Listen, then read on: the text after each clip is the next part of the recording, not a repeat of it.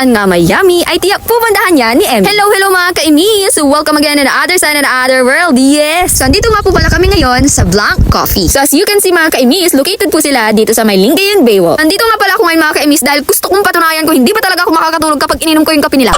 So ayun mga kaimis, nabalitaan ko na 100% pure imported yung mga coffee beans nila dito. Wow! So dito nga sa Blanc Coffee mga kaimis, they serve more than just coffee because they also have their Blanc music presenting Ian High and Bry Lesler. Ay talaga namang mag-enjoy kayo dito mga kaimis. Yung minom ka ng kape tapos meron ka pang makikitang live performance na reggae vibe music. Wow! So ano na mga kaimis, itagar mo na si nanay mo, tatay mo, pamilya mo, or even barkada mo dahil perfect talagang tambayan ito. So ito na nga pala yung menu nila mga kaimis, and as always, i-post mo na lang kung gusto mong makita ang price list nila. Ay okay mga kaimis, pinanood ko nga kung paano nila i-grind. Yes, the grinding is grindiness. Wait, i-grind nga nila ngayon yung coffee beans dito sa automatic nilang grinder. Bali meron silang manual na grinder which is yung iniikot-ikot nila, and dito yung automatic na grinder nila ng coffee beans. Wow! At tapos naman mag-grind yung mga coffee beans mga kaimis ay nilagay nila dito sa kanilang manual espresso machine. See and watch and learn and how to make the espresso shot. Hoy! Hindi ganoon! So ayun mga kaimis, first time ko lang makakita nga ng manual na espresso machine dahil sa mga cafes na nakikita ko mostly ay syempre automatic na yung ginagamit nila. So ito na mga kaimis, pinipress na nila para yan lumabas na yung magiging parang espresso shot ba ito mga kaimis? Yes, gano'n na nga yun. And alam nyo mga kaimis, nung ginagrind pa lang yung coffee beans ay naaamoy ko na yung amoy niya. Malamang! Anong gagawin mo sa amoy niya? Malamang maamoy mo! Kasi salimuyak niya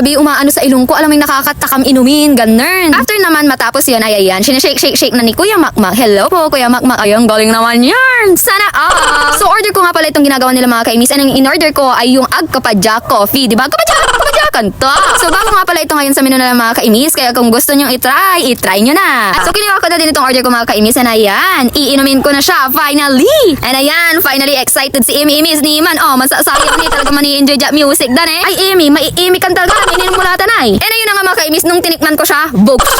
Sinasabi ko na talagang nag-compliment lahat ng ingredients niya, And ayan, nandito din pala yung mga tropa pips ko. And ayan, talagang perfect tambayan ito dahil tinawag ko na din sila dito para magtambay kami dito. Oo. And ayun na nga mga kaimis, beside lang ng Blanc Coffee ay nandito ang Sikap Arts and Crafts. So sila nga pala yung sikat na gumagawa ng mga bracelets, anklet.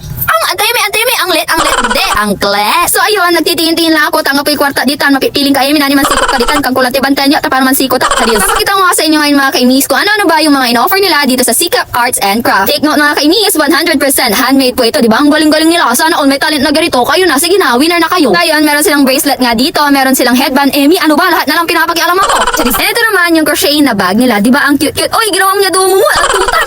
May apigar mo pa, Amy, apigar mo. O, di ba? Very cute siya. Ang next naman na pinakialaman ko ay itong pantila. Ay, charis. Hindi pala siya pantil eh. Amy, ano ang pantitan? Bandana. Katawan. Figure mo na yun na palis kadtan. Babaga dyan si ka. Charis. And ayun na mga kaimis, tinay ko na siya. Mamaltog. Kardo dalisay. Charis. Ang cute din nga nito mga kaimis. And ayan talaga. Yung medyo seryoso na tayo. Ayan. Bagay ko ba? Bagay. Uy, ang feeling talaga. 2025 na. Tama na. Meron din nga sila ditong hair clips mga kaimis. Ayan. Very cutesy. Tulips pala yung design niya. Next naman na tinignan ko ay yung anklet.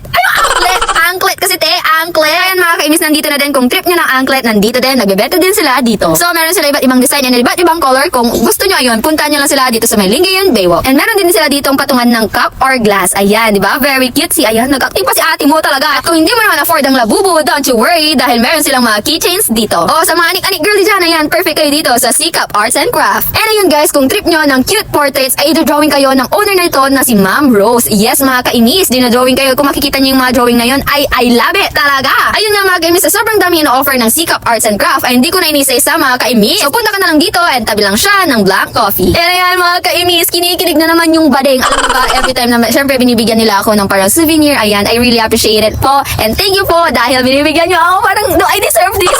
Talaga naman, susubra ka la Emi ha. Pinampilida nila siya bay. Talaga nagkalang babay nga na. Chari lima jayang ka po yung kwarta pero wala abi ko pasampot. Koy agad ng siko ta interdatan. So ayun na mga kaimis, nahirapan akong pumili dahil ang gaganda talaga ng bracelet nila mga kaimis. And sabi ko ayan, final na yung may butterfly yung napili ko. So ayun, chinichika-chika ko yung owner si Ma'am Rose kasi baka bigyan pa niya ako. Ay Charis, hindi. Ano ba Amy, sumusubra ka na palagi ah. And ayun na nga, sabi ko ma'am, yes, final na yung may butterfly na na-design. Kaya ayun, kinuha na ni ma'am and then syempre sinuot niya sa akin. Huy! Ito pa ate, may pahabol pa sila. Ayun, pinagpili din nila ako dito sa mga keychains nila. And ayan, ang napili ko ay ang cutie sunflower. Yes! Ayan na mga kaimis, sinuot na ni Ma'am Rose sa akin. Sabi ko, thank you Ma'am Rose. Ulitin na. Hindi. Emi, tama na. tama na. So ayun lang mga kaimis, kung gusto nyo nga ng mga ganitong kagandang bracelets and all, ayun, punta lang kayo dito sa may Sikap Arts and Craft. Niman, masaya lang si Imi, akabudol. Thank you nga po ulit, Ma'am Rose and Sikap Arts and Craft, and ayun, more anik-anik to come, ayun, thank you. Ngayon, be, hindi pa ako tapos, ayan, sumasayaw-sayaw si Amy Rosine, wait lang, ano ba? Ayun, bumalik na ako dito sa may Blank Coffee kasi ayan, sumayaw na ako. Yes! Ayun nga mga kaimis, dito muna kami nagstay sa may Blank Coffee habang ayan, nagkagantuan, catch up about sa buhay, ganito, ganyan, Thank you! Kaya ganito talaga mapiling lahat to the highest level, overload, Pro Max Flyer, ikapiling to. So ayun na nga mga kaimis, dito ko na din pala tatapusin ang vlog na to and sana nag-enjoy kayo and visit na kayo dito sa my Blank Coffee and the Sikap Arts and Craft. And ayun, see you again on my next vlog. Bye!